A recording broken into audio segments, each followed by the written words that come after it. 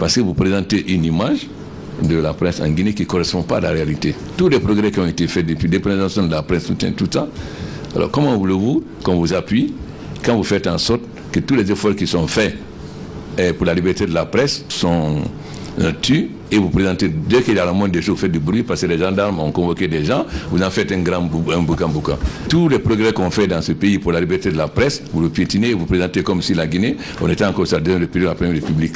Vous passez du fait que, dès qu'on dit, c'est encore la Guinée. Bon. Alors, il faut que chacun doit prendre ses responsabilités. Comment la Guinée peut être classée 104e quand des pays où on a des journalistes, où on les enferme, sont classés 54e ou autres, etc. Il faut que se pose la question, pourquoi, qui est responsable? On parlait de Reporters sans frontières, mais le patron de Reporters sans frontières, il n'est pas aujourd'hui maire Front National en France. Alors, donc, je pense qu'il faut qu'on change. Pourquoi la Guinée est 104e quand des pays si démocratiques, les journalistes sont arrêtés?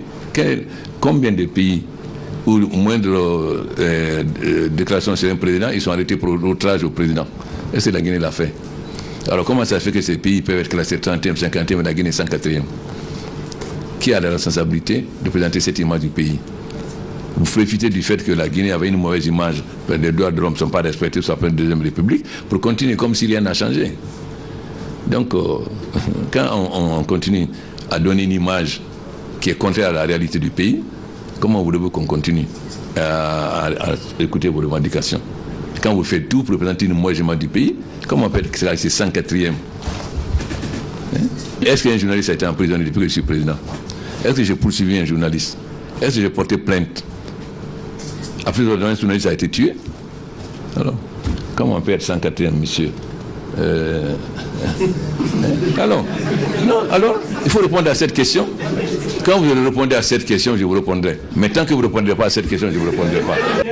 Parce que vous ne faites rien pour montrer quels sont les progrès qui ont été faits depuis 2011 pour la presse. Si vous-même, vous ne communiquez pas pour dire qu'est-ce qui a été fait, comment voulez-vous que l'extérieur ne donne pas des exemples? Quand vous me donnez une fausse image, est-ce que vous avez communiqué sur ce que vous avez fait depuis 2011 par rapport à la liberté de la presse? Est-ce que vous avez communiqué dessus, expliqué? Est-ce que vous l'avez fait? Vous masquez cela et dès que les gendarmes ont touché un journaliste, vous en faites tout un tabac. Par contre, tout ce qui a été fait comme progrès, vous n'avez jamais communiqué dessus. Tous les efforts qu'on fait, c'est zéro.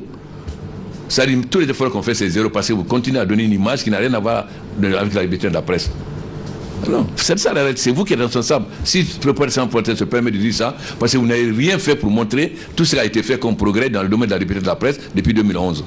Non, vous ne pouvez pas masquer votre responsabilité. Reporters sans frontières n'est pour rien. C'est vous qui donnez les informations à Reporters sans frontières. Si vous donnez les informations véritables, ce qui a été fait depuis en Guinée pour renforcer la liberté de la presse, tous les jours vous insultez le président sur radio, est-ce que j'ai poursuivi quelqu'un? Dans aucun pays peut oser ça. Est-ce que les journalistes peuvent oser insulter Macky Sall ou Alassane au téléphone, à la radio? Vous savez bien ce qui va en arriver. Et vous voyez ça tous les jours. Alors, qui a donné cette image de la Guinée? Qui? Le Reporters sans frontières n'est pas à Conakry. Qui a donné cette image de la Guinée? Pourquoi vous n'avez pas protesté près de Reporters sans frontières et donné votre propre vision? Pourquoi? Vous auriez pu interpeller et écrire officiellement à Reporters sans frontières. Ce que vous dites ne connaissent pas la réalité. Voilà ce qui a été fait en Guinée. Pourquoi vous ne l'avez pas fait? Parce que ça vous arrange qu'on nous présente une mauvaise image de la Guinée, pas de liberté de la presse. Pourquoi voulez-vous qu'on fasse des efforts? Si on fait des efforts, c'est comme zéro. C'est-à-dire que tous les efforts qu'on fait, ça ne sert à rien. Comment la Guinée peut être classée 104e quand on voit sur des 50 pays africains combien? Il y a combien de pays qui restent de la liberté de la presse comme la Guinée? Il y en a combien? Je ne bougerai pas d'un pas tant que je ne serai pas. Pourquoi tous les efforts qu'on a fait, c'est zéro?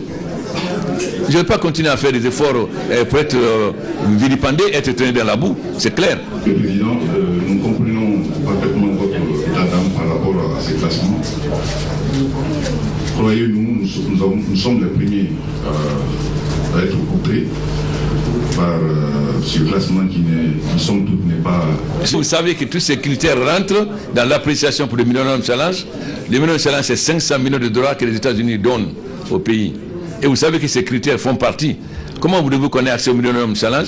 La Côte d'Ivoire vient d'avoir accès. Comment nous on va avoir accès quand vous donnez une image comme ça du pays, alors que ça fait partie des points que les États-Unis notent pour avoir accès au Millennium Challenge? C'est que vous n'aimez pas votre pays. Comment voulez-vous parler d'aide financière?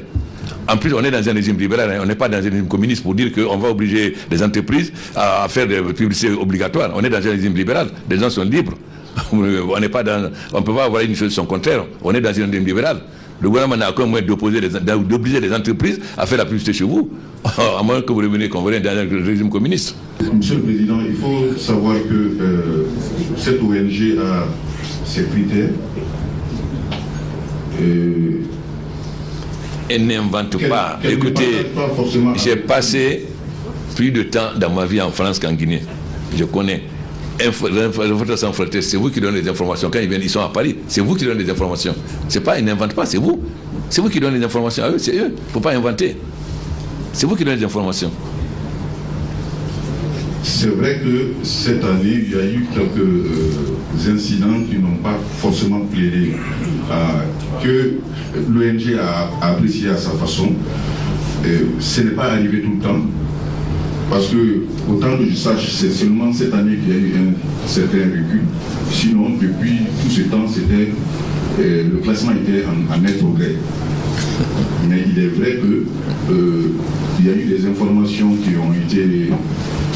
Il y a eu des malentendus parfois entre la presse guinéenne cette année avec les autorités.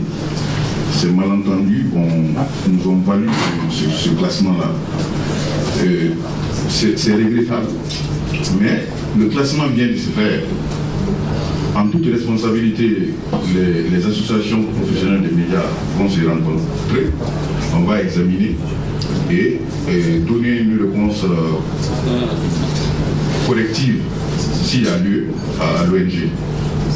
Mais cela ne va pas tarder, cela va se faire. C'est une promesse que nous faisons parce que cela s'inscrit dans une dynamique déjà. Parce que le simple fait que vous vous déplacez déjà pour venir ici, je pense que cela contribue à une certaine détente. Et ce sont des démarches qui vont entrer dans la réqualification des relations entre les médias et les autorités. Mais puisque nous aurons la journée de la presse, je vous ai dit clairement quels sont les problèmes. Vous avez dit vos problèmes. Moi, je vais dire aussi nos problèmes. On va maintenant les réponses que vous allez donner. À ce moment, d'en faire la confrontation. Il faudrait que vous répondiez. Depuis que Reporters sans frontières raconte des histoires sur la Guinée, depuis quand vous avez protesté ou écrit? Hein? On a dépénalisé la presse. Dans beaucoup de pays encore, la presse n'est pas dépénalisée. Hein? Et tout ce qu'on a fait, c'est comme si on n'a rien fait. C'est-à-dire, c'est comme exactement, c'est-à-dire vous profitez du fait que la Guinée, du fait de son passé, a une mauvaise image. Donc on dit encore, bon, quand c'est le Sénégal, non, c'est un pays démocratique. Quand c'est en Guinée, oui, de toute façon, ce n'est pas étonnant. Hein? Voilà. Et qu'est-ce que vous avez fait pour montrer que ce n'est pas vraiment de la presse? Qu'est-ce que vous avez fait?